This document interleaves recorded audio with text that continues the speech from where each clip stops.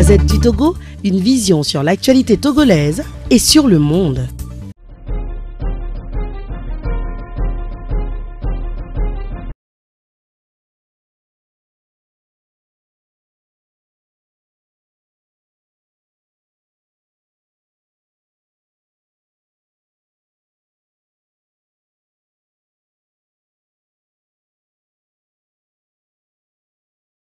Aujourd'hui, nous voyons la forte implication de la femme dans la lutte pour l'eau et la terre.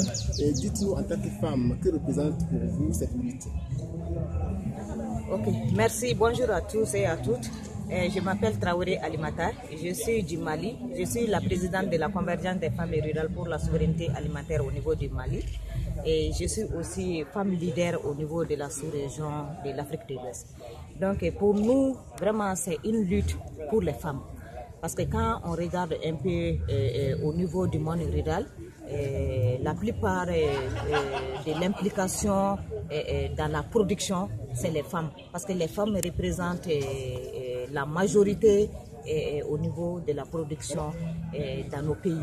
Quand tu regardes, on dirait même que c'est les 80% de la population qui est impliquée dans la production, c'est les femmes. Donc, pour la terre, c'est très important pour nous. Et les 80% de ces femmes-là, elles ne sont pas propriétaires de la terre, ni la terre ne représente pas leurs propres ressources de production. Donc, pour cela, vraiment, c'est une lutte pour nous, les femmes. C'est pour cela, nous, les femmes, on a pris bras le corps la lutte pour la terre, l'eau et puis les semences. Parce que la production, la plupart de la production, c'est nous. Et c'est pour cela notre implication est très importante avec la caravane. Aujourd'hui, partout en Afrique, nous vivons les changements climatiques. Et on dit quelque part que quand démantèle le patriarcat, c'est une justice climatique. Pourquoi cela est une réalité? Oui, quand on regarde un peu le changement climatique, quand on le regarde un peu, on dira vraiment l'Afrique a une part, mais pas très grande, plus que les pays européens. Parce que quand on regarde un peu tout ce qui est produit chimique et pesticides chimiques, c'est pas nous qui les produisons, mais nous les utilisons. Mais on ne connaît pas les méfaits de ces produits. Donc c'est pour cela, quand le changement climatique, nous on a laissé ce que nos ancêtres faisaient. Donc quand on a laissé ce que nos ancêtres faisaient, donc c'est pour cela, aujourd'hui on voit le réchauffement de la planète, c'est dû à tout ce que l'Afrique est en train d'utiliser et puis aussi à tout ce que les pays européens sont en train de faire pour déverser sur l'Afrique. Donc c'est ça qui prouve vraiment le changement climatique qui est là. Nous on n'est pas, on est victime. Sinon, c'est pas dit que c'est l'Afrique qui est en train de faire de telle sorte que c'est nous la cause de ces changements climatiques. Donc les autres sont là, ils peuvent me compléter sur... oui, au Mali, vous avez développé un concept, l'agroécologie paysanne. De quoi s'agit-il? Le concept de l'agroécologie paysanne, parce que nous, l'agroécologie paysanne, c'est pas un concept qui a commencé maintenant. C'était depuis nos arrière-grands-parents, nos ancêtres, et ils travaillaient dans l'agroécologie, même sans le savoir. Mais aujourd'hui, quand on regarde cette agroécologie, on dirait que c'est des concepts nouveaux, alors que ce n'est pas des concepts nouveaux pour nous.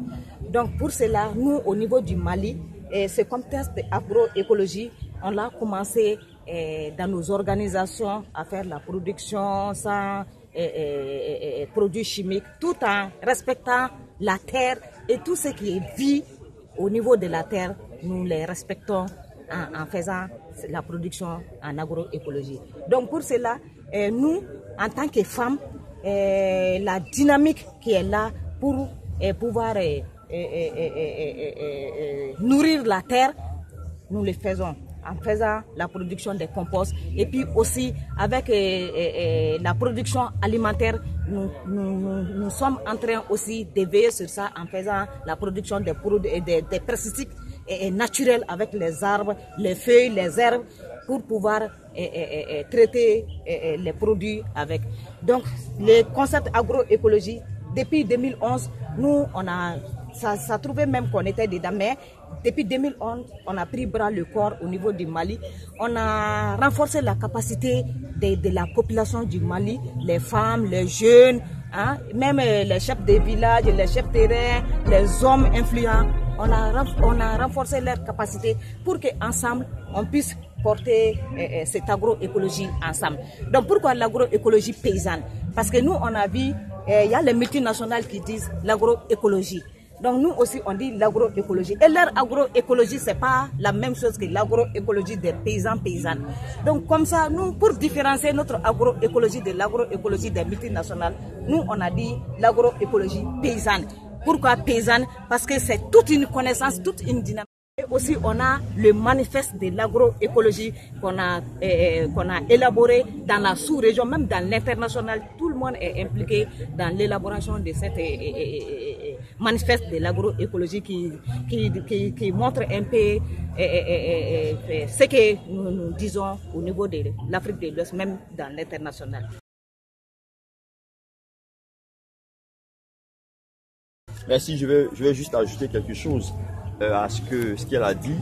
Alors, revenons sur l'agroécologie, il faut dire simplement que c'est, pour donner une définition à l'agroécologie, c'est l'ensemble des pratiques agricoles qui imitent les processus naturels.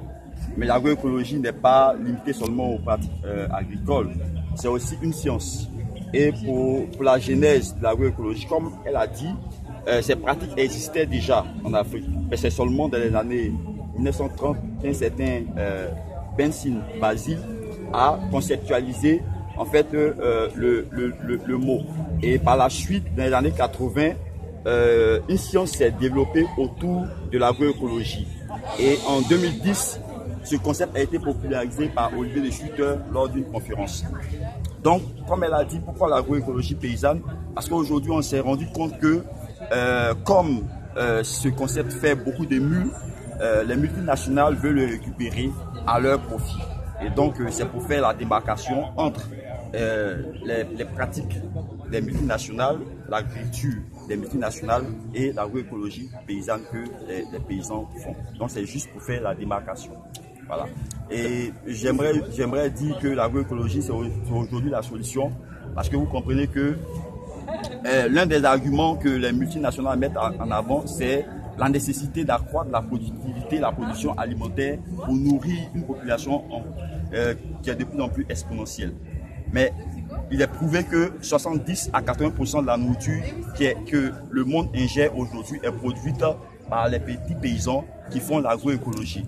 Donc, pour résorber le déficit alimentaire actuel, il faut soutenir la petite paysannerie qui fait l'agroécologie. Parce que l'agroécologie a la capacité refroidir la planète. Vous savez qu'on a atteint aujourd'hui des seuils critiques. Avec l'accord de Paris, il ne faut pas peut permettre vraiment de refroidir la planète. Donc c'est la solution. La Gazette du Togo, une vision sur l'actualité togolaise et sur le monde. Rejoignez-nous sur le www.lagazettedutogo.com ou sur nos comptes Facebook, Twitter et YouTube. Pour tout contact, écrivez à contact@lagazettedutogo.com ou appelez le 92 80 88 53. La Gazette du Togo, c'est l'information en continu.